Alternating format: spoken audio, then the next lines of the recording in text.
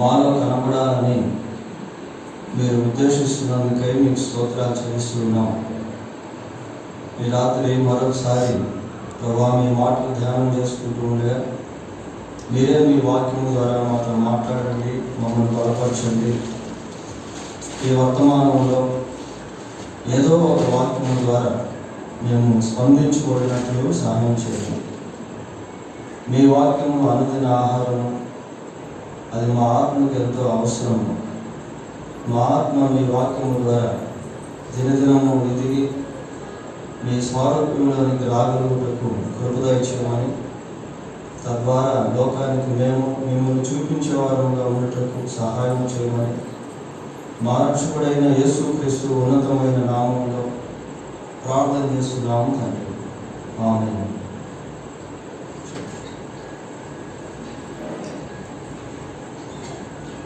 Bible గ్రంథంలో నుండి మత్తయి సువార్త 6వ అధ్యాయము, మత్తయి సువార్త 6వ అధ్యాయము 26వ వచనాన్ని చదువుతున్నాము. ఆకాశ పక్షులను చూడుడి, అవి విత్తము కోయవు, కొట్లలో కూర్చుకొనవు, అయినను మీ పరలోకపు తండ్రి వాటిని పోషించుచున్నాడు. మీరు వాటికంటే బహుశ్రేష్ఠులు కాదు. యేసు ప్రభు ఇక్కడ ఒక మాట, ఒక ప్రశ్న వేస్తున్నాడు. ఆకాశ పక్షుల గురించి మాట్లాడుతూ, మీరు వాటికంటే బహుశ్రేష్ఠులు కారా? అవి శ్రేష్టమైనవి, అయితే వాటికంటే మీరు ఇంకా శ్రేష్టమైనటువంటి వారు. ఈ ప్రకృతిని మనం గమనించినప్పుడు ప్రకృతి మనకు అనేకమైనటువంటి పాఠాలను నేర్పిస్తుంది. ప్రకృతిలో ఉన్నటువంటి జీవులు మనకు అనేకమైనటువంటి పాఠాలను నేర్పిస్తాయి. ఆ 28వ వచనంలో ప్రభు అంటాడు, అడవి పువ్వులను చదవడం కోసం, అడవి పువ్వులు ఎలాగో ఎదుగుచున్నావో ఆలోచించండి. అడవి పువ్వులు ఎలా ఎదుగుతూ ఉన్నాయో ఆలోచించండి. కనుక if we ask the nature, it will teach us about God. ప్రకృతిని మనం ప్రశ్నిస్తే అది మనకు దేవుని గురించి బోధిస్తుంది. ప్రియ సామెతల్లో అంటాడు, ఏమంటాడంటే చీమల యొద్దకు వెళ్ళండి. చీమల యొద్దకు వెళితే చీమలు కూడా ఎన్నో విషయాలు మనకు నేర్పిస్తాయి. సరే, ఈ రాత్రి ఈ వచనంలో నుంచి ఒక 4 విషయాలు మనం జ్ఞాపకం చేసుకున్నాం. ఆకాశ పక్షులను చూడండి అని యేసు ప్రభు ఒక ప్రాక్టికల్ వర్క్ అనేటువంటిది ఇస్తా ఉన్నాడు. చాలాసార్లు మనం ఆకాశంలో ఎగిరేటువంటి పక్షులను గురించి అంత ఎక్కువ ఆలోచన చేయము. ఎందుకు అంటే మన తలంపులు, ఆలోచనలు, మన పనులు అన్నీ కూడా భూమి మీదనే ఉంటాయి, భూ సంబంధమైనటువంటివిగానే ఉంటాయి. కనుక ఆకాశం వైపు అంత ఎక్కువగా మనం చూడాలి. అయితే ఆకాశ పక్షులను చూడండి అని ప్రభు చెప్పడంలో మనం ప్రాక్టికల్గా ఒకసారి ఆకాశ పక్షులను చూసామనుకోండి, ఈ పక్షులు ఏం చేస్తాయి అంటే వాటిని చూచేటువంటి వారికి వాటితో పాటు ఆకాశాన్ని చూపించేట్టుగా ఉంటాయి. పక్షులను మనం చూడాలని ప్రయత్నం చేస్తే పక్షులు మనకు వాటితో పాటు ఏం చూపిస్తున్నాయి? ఆకాశాన్ని చూపిస్తా ఉన్నాయి. కొంచెం ఆధ్యాత్మికంగా ఆకాశం గురించి ఆలోచిస్తే దేవుడు అంటాడు 123వ కీర్తన 1వ వచనంలో, అక్కడ ప్రార్థన మనం చూస్తాం, ఆకాశమందు ఆసీనుడైన భక్తుడు ప్రార్థన చేస్తున్నాడు, గ్రంథకర్త రాస్తున్నాడు, పిల్లలు ఆకాశమందు ఆసీనుడైన యెషయా గ్రంథంలో ప్రభు అంటాడు, ఆకాశము నా సింహాసనం, భూమి నా పాదపీఠం.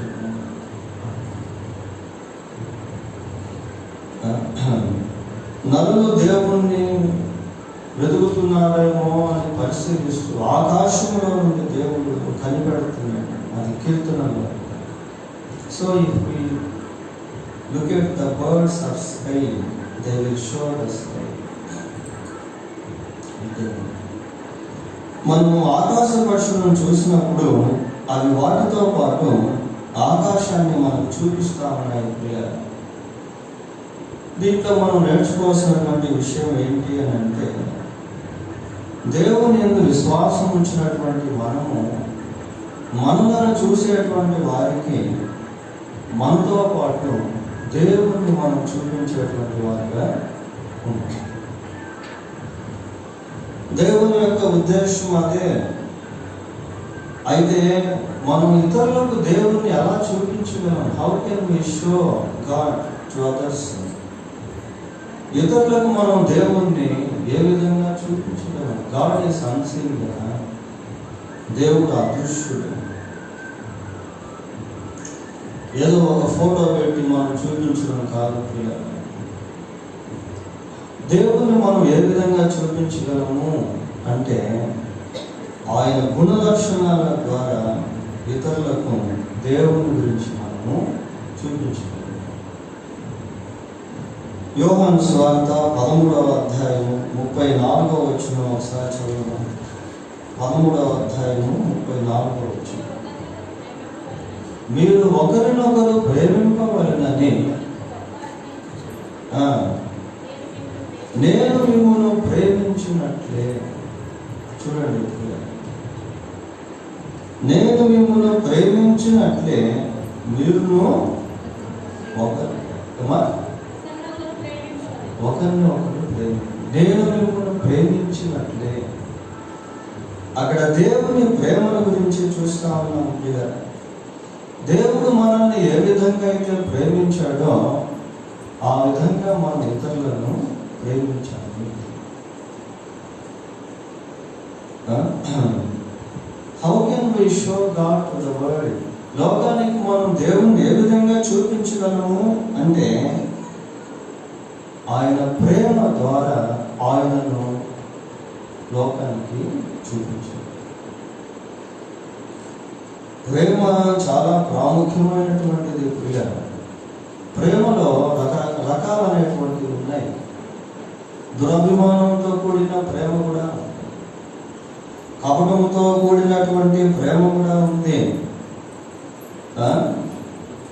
దురాశతో కూడినటువంటి ప్రేమ కూడా ఉంది, స్వార్థంతో కూడిన ప్రేమ కూడా ఉంది. అవి దేవునికి సంబంధించినవి కావు. దేవుని ప్రేమ ప్రత్యేకమైనటువంటి. లోకానికి దేవుని ప్రేమ ఎంతో అవసరం ప్రియ. కుటుంబ జీవితంలో ప్రేమ కావాలి, సంఘంలో ప్రేమ కావాలి, సమాజంలో ప్రేమ కావాలి, లోకానికి ప్రేమ. నేను మిమ్మల్ని ప్రేమించినట్లే మీరు ఒకరినొకరు ప్రేమించు. Love one another just as I love you. నేను మిమ్మల్ని ప్రేమించిన ప్రకారం. కాబట్టి లోకానికి మనం దేవుణ్ణి ఏ విధంగా చూపించగలము అంటే, దేవుని యొక్క ప్రేమ మనం చూపిస్తే దేవుణ్ణి చూపించాలి. ఇంకా దేవుని గుణలక్షణాల్లో పరిశుద్ధత అనేటువంటిది చాలా ప్రధానమైనది. పేతురు రాసిన మొదటి పత్రిక 1వ అధ్యాయము 14వ వచనం చదువుకున్నాం. నేను పరిశుద్ధుడై ఉన్నాను గనుక మీరును పరిశుద్ధులై ఉండు. చూడండి పిల్లలు, లోకానికి మనం దేవుణ్ణి ఏ విధంగా చూపించగలము అంటే పరిశుద్ధత ద్వారా.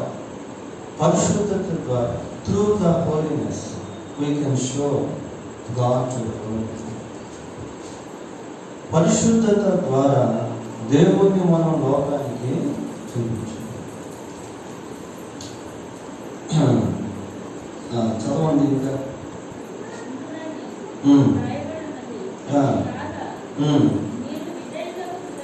మీరు విధేయులకు పిల్లల వలె మీరు మీ పూర్వపు అజ్ఞాన దశలో మీకుండినటువంటి ఆశలను అనుసరించి ప్రవర్తించక మిమ్మును పిలిచినవాడు పరిశుద్ధుడై ఉన్న ప్రకారము మీరును చూడండి, సమస్త ప్రవర్తన యందు పరిశుద్ధులే. సమస్త ప్రవర్తన యందు అంటున్నాడు. మీరు విధేయులకు పిల్లలై అంటే విధేయత ద్వారా లేక దేవుని పట్ల విధేయత చూపించడం వలన దేవుని పరిశుద్ధతను మనం లోకానికి చూపించేటువంటి వారుగా ఉండగలం. ఇంకా పరిశుద్ధతల గురించి చెప్పాలి అంటే ఎన్నో విషయాలు బైబిల్లో మనకు కనబడతాయి. పాపములకు దూరంగా ఉండడమే పరిశుద్ధత, పాపము చేయకుండా ఉండడమే పరిశుద్ధత, దేవుని ఆజ్ఞలను కైకొనుటయే పరిశుద్ధత, దేవుని పట్ల విధేయత చూపించడం పరిశుద్ధత. లోకానికి ప్రేమ అనేటువంటిది లేకపోవడం వల్ల లోకంలో ఎన్నో అఘాయిత్యాలు మనం చూస్తూ ఉన్నాం. లోకంలో పరిశుద్ధత అనేటువంటిది లేకపోవడం వల్ల ఎంతో అపవిత్రత అనేటువంటిది మనం చూస్తాం.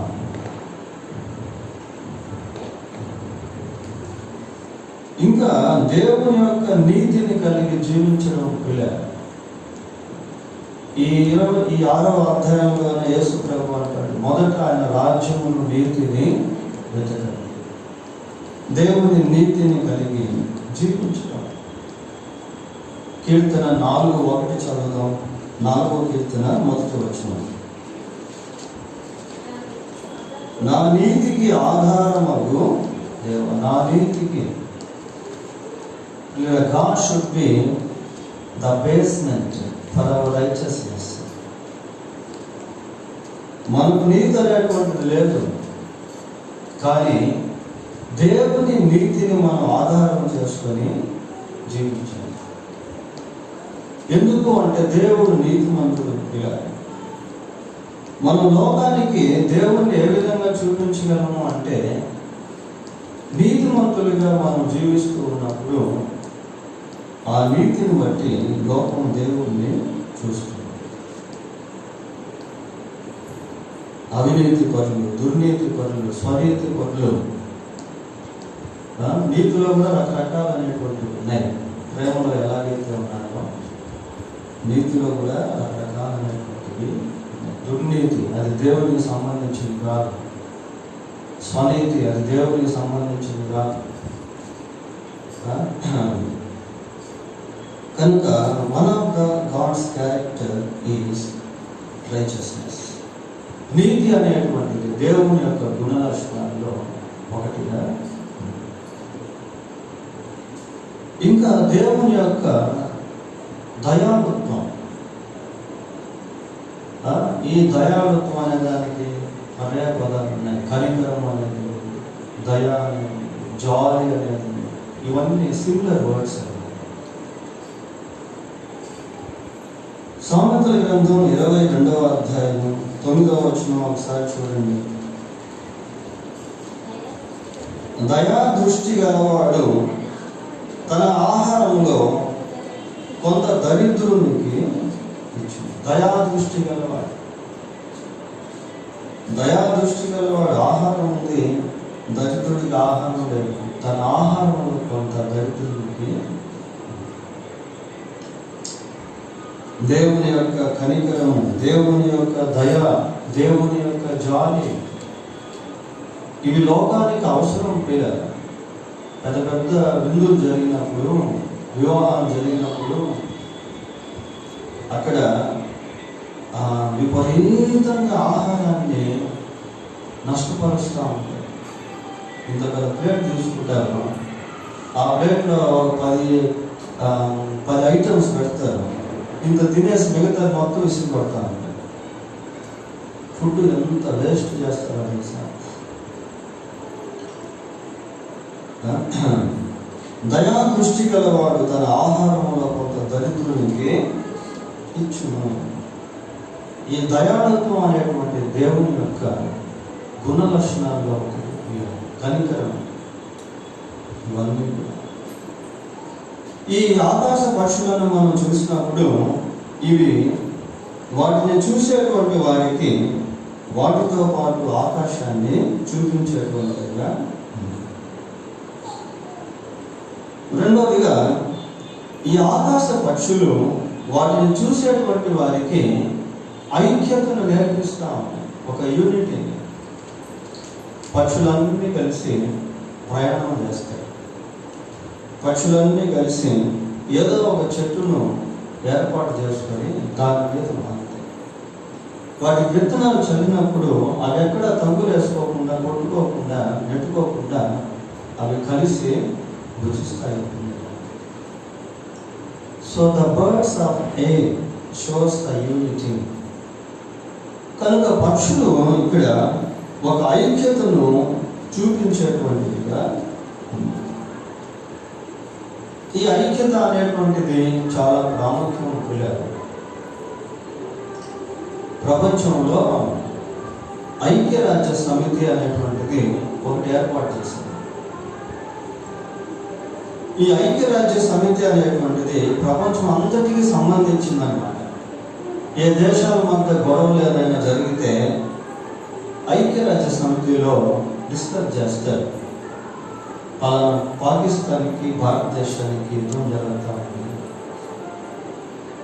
రష్యాకి ఉక్రెయిన్కి యుద్ధం జరుగుతూ ఉంది, ఇజ్రాయెల్కి పాలస్తీనాకి యుద్ధం జరుగుతూ ఉంది. కాబట్టి how can we solve this problem? ఈ సమస్యను మనం ఏ విధంగా పరిష్కరించగలము అన్నట్టుగా ఒక ఐక్యరాజ్య సమితి అనేటువంటి ఉంటుంది పిల్లలు. అంటే లోకంలో ప్రజలు ఐక్యతను కోరుకుంటూ ఉన్నారు, కానీ ఐక్యత అనేటువంటిది లేదు. ఒక దేశం అంటే ఇంకో దేశానికి పడదు, ఒక జాతి అంటే ఇంకో జాతికి పడదు, ఒక వర్గానికి ఇంకొక వర్గానికి మధ్య విభేదాలు. కుటుంబ జీవితంలో కూడా అనైక్యత, సంఘాల్లో అనైక్యత, డినామినేషన్ ఫీలింగ్స్, సామాజిక ఫీలింగ్స్ ఇవి మనం చూస్తూ ఉంటాం. పిల్లలు కులమతాల విభేదాలు ఇవన్నీ మనం చూస్తాం. యూనిటీ అనేటువంటిది చాలా ప్రాముఖ్యము.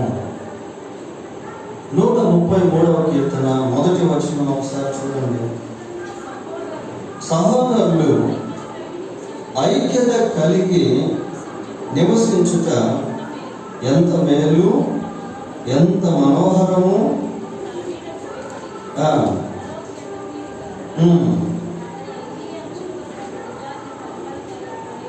చాలు. ఇంకా ఈ 133వ కీర్తనలో 3 వచనాలు ఉన్నాయి. ఈ 3 వచనాలు కూడా ఐక్యతను గురించే మాట్లాడుతూ ఉన్నాయి.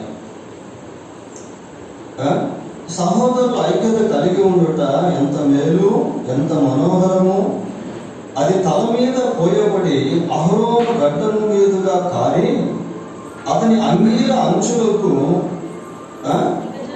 దిగజారిన పరిమళ తైలము వలె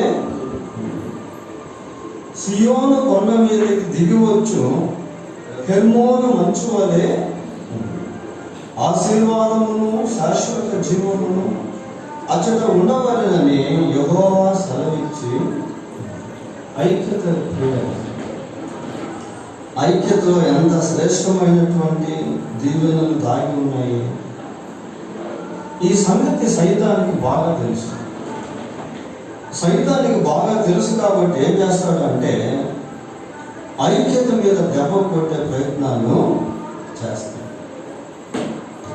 ఎక్కడైతే ఐక్యత అనే ఉండదో అక్కడ సైతాను పనిచేస్తాడు.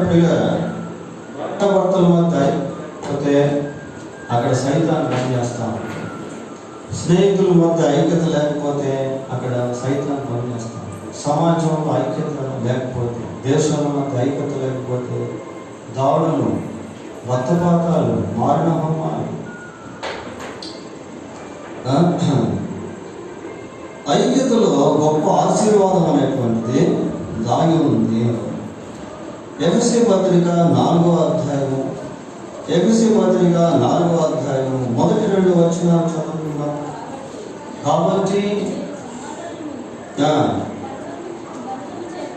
సమాధానము బంధము చేత ఆత్మ కలిగించు ఐక్యమును కాపాడుకొనుటయందు శ్రద్ధ కలిగిన వారై ప్రేమతో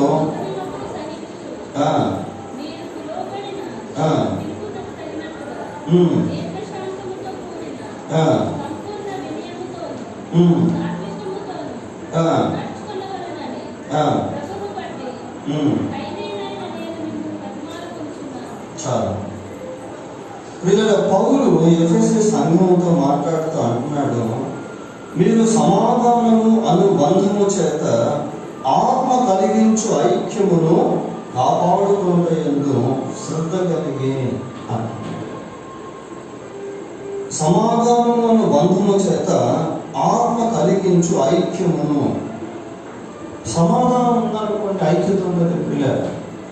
ఈ సమాధానం అనేటువంటిది ఒక బంధము, ఒక అటాచ్మెంట్. అది అటాచ్మెంట్.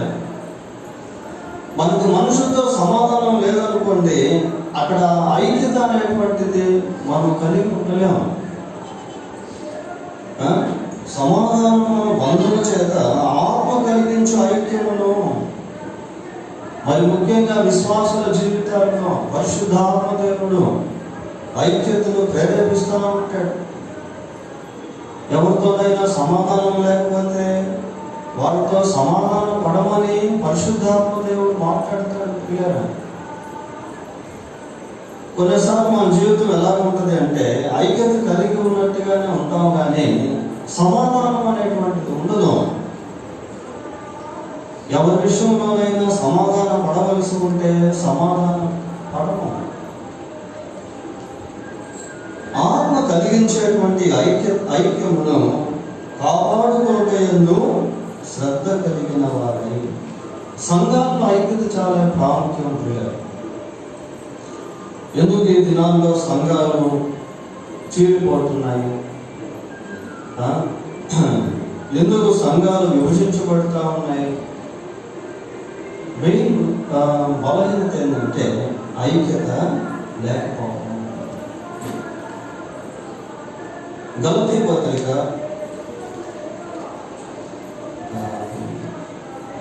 5వ అధ్యాయము 15వ వచనం కూడా చదువు. అయితే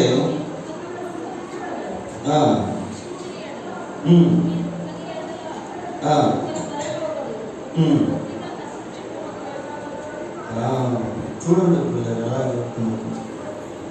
మీరు ఒకరినొకడు ఖర్చుకొని భక్షించిన ఎడల మీరు ఒకరి వల్ల ఒకరు బొత్తిగా నశించిపోతారేమో చూసుకోనండి.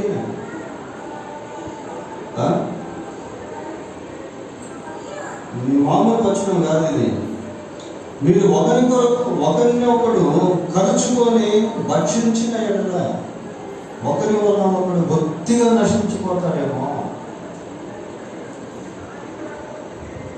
ఒక సామెత ఉంది పిల్ల, 1 shot 2 birds అని.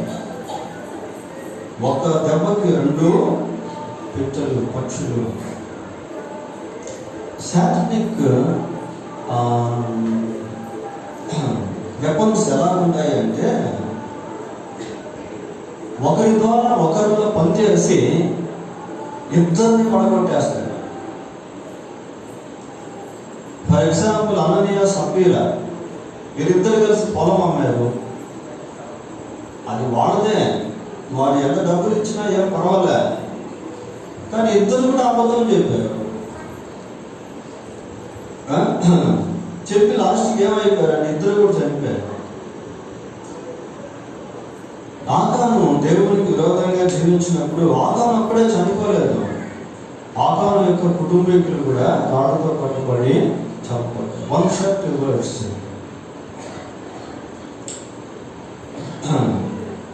కాబట్టి ఈ సైతాను యొక్క తంత్రాలు మనం ఎరిగి ఉండాలి పిల్లలు. ఇక్కడ వచ్చిన ఎట్లా ఉందంటే, ఒకరి వల్ల ఒకడు బొత్తిగా నశించిపోతాడేమో అంటే ఇద్దరు నశించిపోతారు. ఒకరి వల్ల ఒకడు, వీడి వల్ల వాడు, వాడి వల్ల వీడు, ఈ వల్ల ఆ వల్ల ఈ గుంపును బట్టి ఆ గుంపు, ఆ గుంపును బట్టి ఈ గుంపు, అంటే రెండు వైపులా జయం అనేటువంటిది కోల్పోవడం.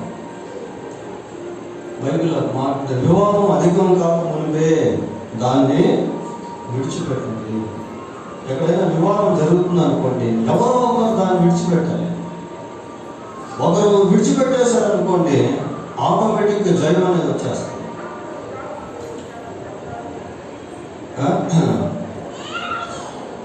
కాబట్టి unity is most important in Christianity, in family life, in church life. సంఘ జీవితంలో, కుటుంబ జీవితంలో ఈ ఐక్యత అనేటువంటిది చాలా ప్రాముఖ్యము.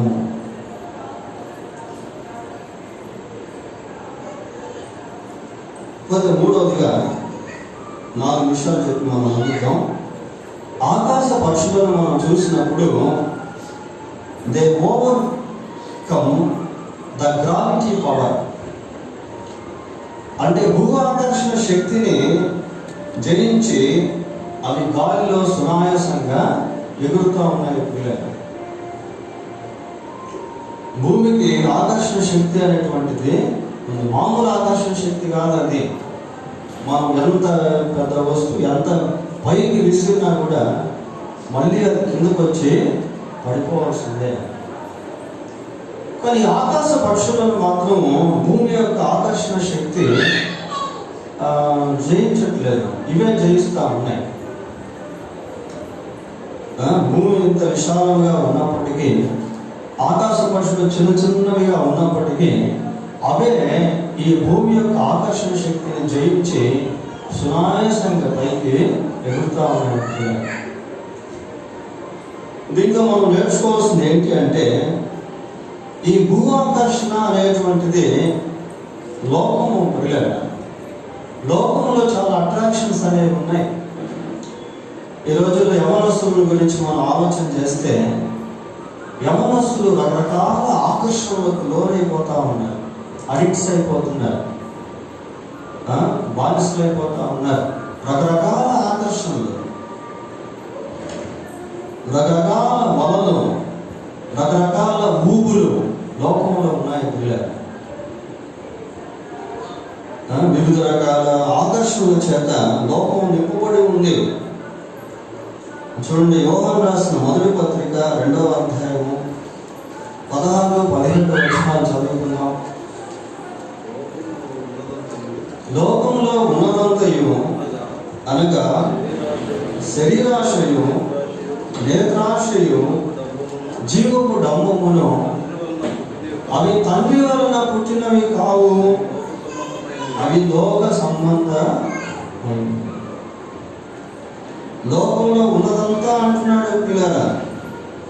ఏ దేశానికి వెళ్ళినా ఈ 3 పాపములు అనేటువంటివి ఉంటాయి.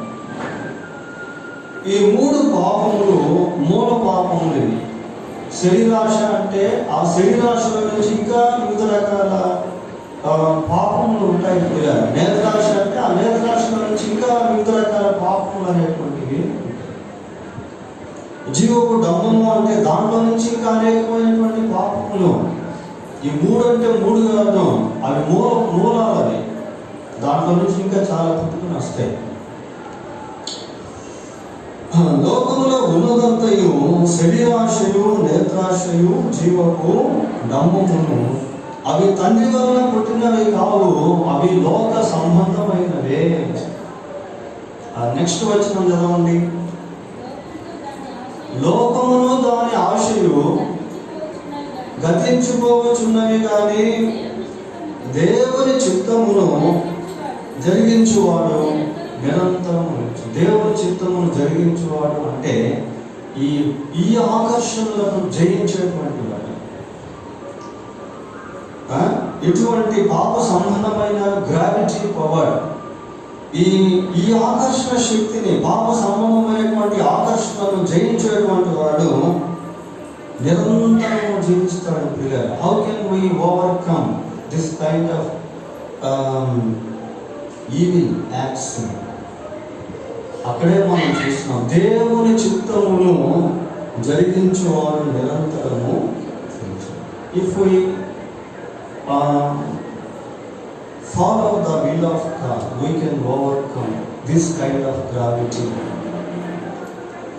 దేవుని చిత్తాన్ని జరిగిస్తూ ఉన్నప్పుడు వీటి మీద దేవుడు విజయాన్ని అనుగ్రహిస్తాడు. లోకమును జయించిన విజయము మన విశ్వాసమే, విశ్వాస పోరాటమే. అలాగని దేవుడు మనకేమి తక్కువ చేయడం, మనల్ని లోకంలో పసుపడి ఉండేటట్టు చేయడం, మనల్ని లోకంలో అనాథలుగా విడిచిపెట్టడం. God provides everything. God supplies every need of us. మన అవసరతలు అన్నీ కూడా దేవుడు తీరుస్తాడు. కాబట్టి లోకం కోసం పరిగెత్తాల్సిన పని లేదు. ఈ రోజుల్లో కొద్దిమంది ఎలా ఉన్నారంటే దేవుణ్ణి విడిచిపెట్టి లోకాన్ని హత్తుకునే వారిగా ఉన్నారు.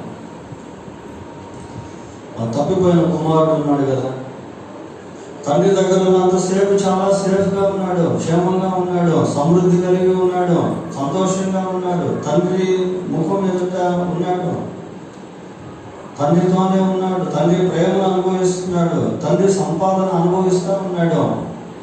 ఎప్పుడైతే కొంచెం లోకం చేత ఆకర్షించబడ్డాడో తండ్రికి దూరం అయిపోయాడు. మామూలు దూరం కాదు, అక్కడ రాయబడి ఉంది, దూరదేశంలో ప్రయాణం అయిపోయి అని.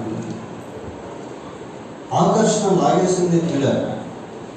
సరే, పోయిన తర్వాత ఏమైనా బాగుపడ్డా? బాధపడ్డాడు. ఆస్తిని కోల్పోయాడు, అనాథగా మారాడు, ఎవరు పట్టించుకోవట్లేదు, ఏం చేయాలో అర్థం కావట్లేదు.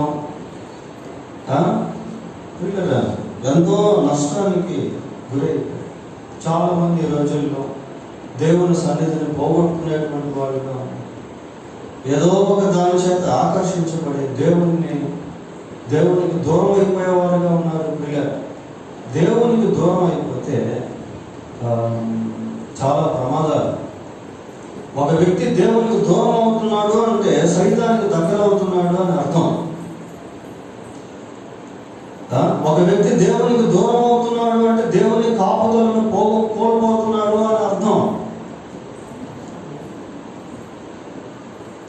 ఒక వ్యక్తి దేవునికి దూరం అవుతున్నాడు అంటే ఆ వెలుగులో నుండి చీకటిలోకి వెళ్ళిపోతున్నాడు అని అర్థం. ఇస్కరియోతు యూదా ప్రభువుకు సమీపంగా ఉన్నాడు, ప్రభు మాటలు వింటా ఉన్నాడు, ప్రభువుతో కలిసి ప్రయాణం చేస్తున్నాడు, భోజనం చేస్తున్నాడు, ప్రభు యొక్క అద్భుతాలు చూస్తూ ఉన్నాడు. కానీ ఆ ధనాపేక్ష చేత ఆకర్షించబడ్డాడు. ఈ ధనాపేక్ష ఏం చేసిందంటే ఆ ఇస్కరియోతు యూదాని ప్రభువుకు దూరంగా తీసుకెళ్ళిపోయింది.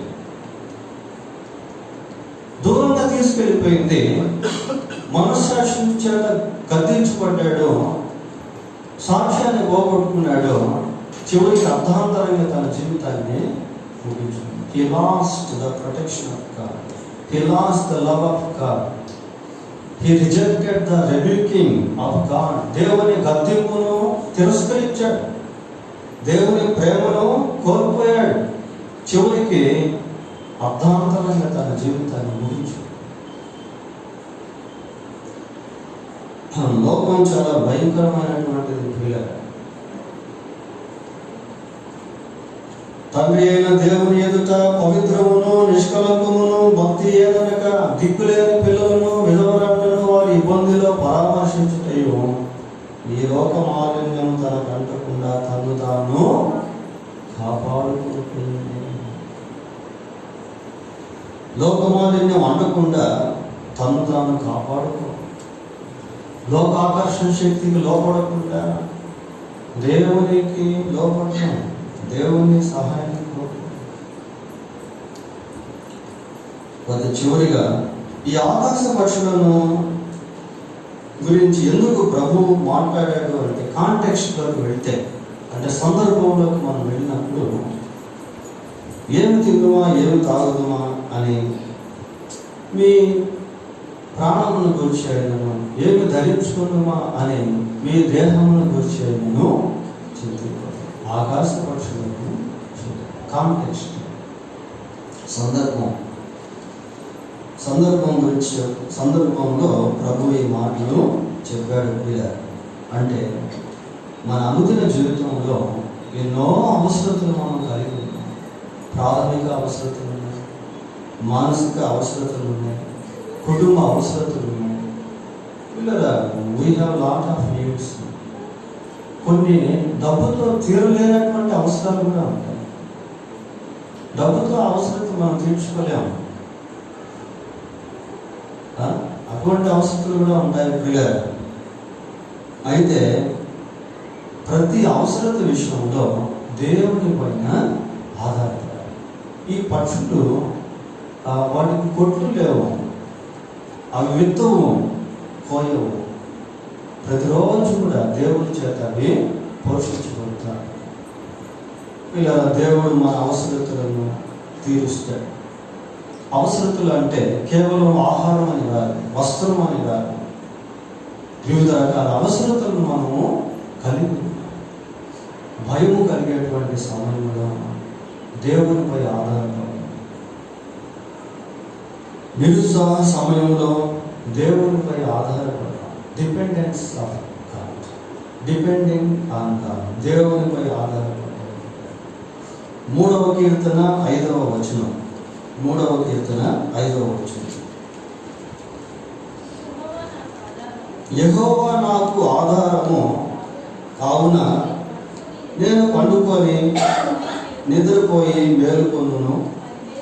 10,000 మంది దండెత్తి నా మీదకు వచ్చి మోహరించినను నేను భయపడు. యెహోవాయే నాకు ఆధారము. భయం కలిగేటువంటి పరిస్థితుల్లో, ఒంటరిగా ఉన్నటువంటి సమయంలో, నిరుత్సాహము కలిగినటువంటి సమయంలో దేవునిపై ఆధారపడాలి. ఇక్కడ అవసరత ఏంటి అంటే దేవుని తోడు ప్రియుల, దేవుడు ఇచ్చేటువంటి ధైర్యము. ఇవి మనం డబ్బుతో కొనలేము. ఇట్లాంటి విషయాల్లో దేవునిపై మనం ఆధారపడేది నేర్చుకోవాలి.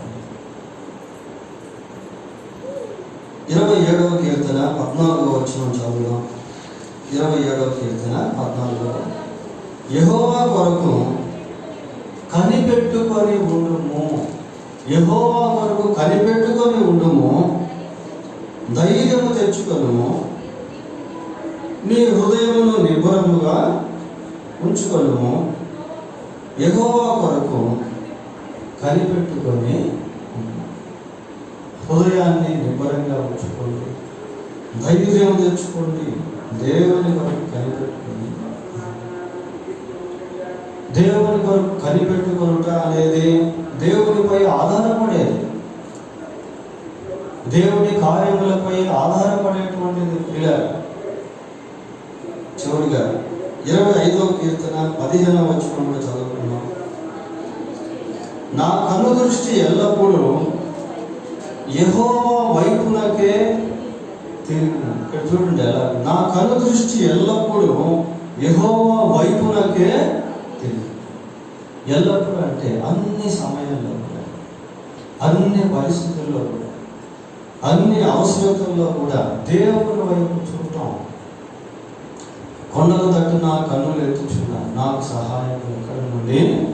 యెహోవా వలననే నాకు సహాయము, ఆయనే భూమి ఆకాశములను సృజించినాడు.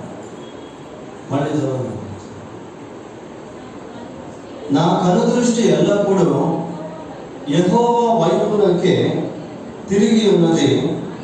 ఆయన నా పాదములను వలలో నుండి, ఇందాక ఎన్నో వలల గురించి చెప్పుకున్నాం, ఊపులను గురించి చెప్పుకున్నాం. ఇవి కూడా అవసరతలే. మన బలహీనతల్లో నుంచి మనం బయటికి రావడం అవసరత ప్రియులారా, శారీరకంగా మనం ఎన్నో బలహీనతలు కలిగి ఉన్నాం. మన జీవితంలో ఎంత వాక్యం వింటున్నప్పటికీ, ఎంత వాక్యం తెలిసినప్పటికీ ఎన్నో విషయాల్లో మనం బలహీనతలు కలిగి ఉన్నాం. ఈ బలహీనతల్లో నుండి బయటకు రావడం అనేటువంటిది చాలా అవసరం. బలహీనతలో ఉండి బలహీనతలోనే జీవించడం కాదు, దాని నుంచి బయటికి రావాలి. మనమే మనం బయటికి రాలేము, ఆయనే మనల్ని బయటికి తీసుకొస్తాడు. తన ప్రజలను వారి పాపముల నుండి ఆయనే రక్షించు. We can't save ourselves from our sins. మన పాపము నుండి మనకై మనం రక్షించుకోలేము ప్రియులారా, దేవుడే రక్షించాలి, దేవుడే విడిపించాలి. కాబట్టి ఆ బలహీనతలు ప్రభు దగ్గరికి తీసుకెళ్ళి, ప్రభు ఇదిగో నాలో అసూయ ఉంది, నాలో కోపం ఉంది, నాలో ఈర్ష్య ఉంది, నాలో మత్సరం ఉంది. ఈ బలహీనతలు ప్రభు దగ్గరికి తీసుకెళ్ళి ప్రభు ద్వారా విడుదల దేవుడు సహాయం చేస్తున్నాడు. దీని విషయంలో కూడా దేవునిపై ఆధారపడాలి. ఈ బలహీనతల విషయంలో దేవునిపై ఆధారపడాలి. దేవుడు కృప చూపిస్తాడు. కనుక ఈ ఆకాశ పక్షులను చూసినప్పుడు ఇవి అనేకమైనటువంటి ఆధ్యాత్మిక పాఠాలను మనకు నేర్పించేటువంటివిగా ఉన్నాయి. ఒక 4 విషయాలు మాత్రం ఈ రాత్రి మనం ధ్యానం చేశాం. దేవుడు తన వాక్యాన్ని దీవించుకుంటాం. ప్రార్థన చేసుకుంటాం.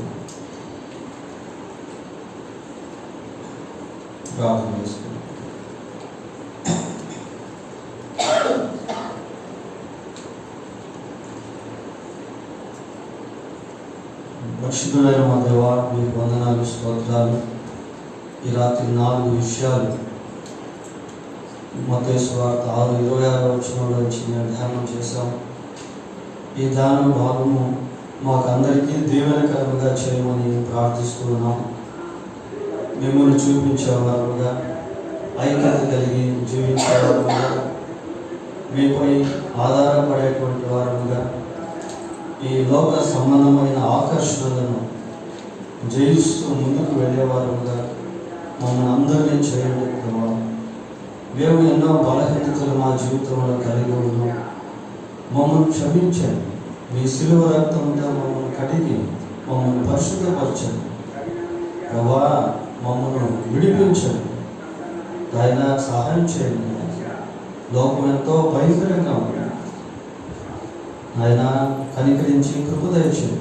లోకమును దాని ఆశలు గతించిపోతున్నవని మీ వాక్యం శ్రమిస్తాం. మీ చిత్తమును జరిగించేవారుగా ఉంటూ సాధించండి. ఈ వర్తమానం మాకందరికీ దీవెనకరంగా చేయండి. మా రక్షకుడైన యేసుక్రీస్తు పరిశుద్ధమైన నామములో ప్రార్థన చేస్తున్నాము తండ్రి. ఆమేన్.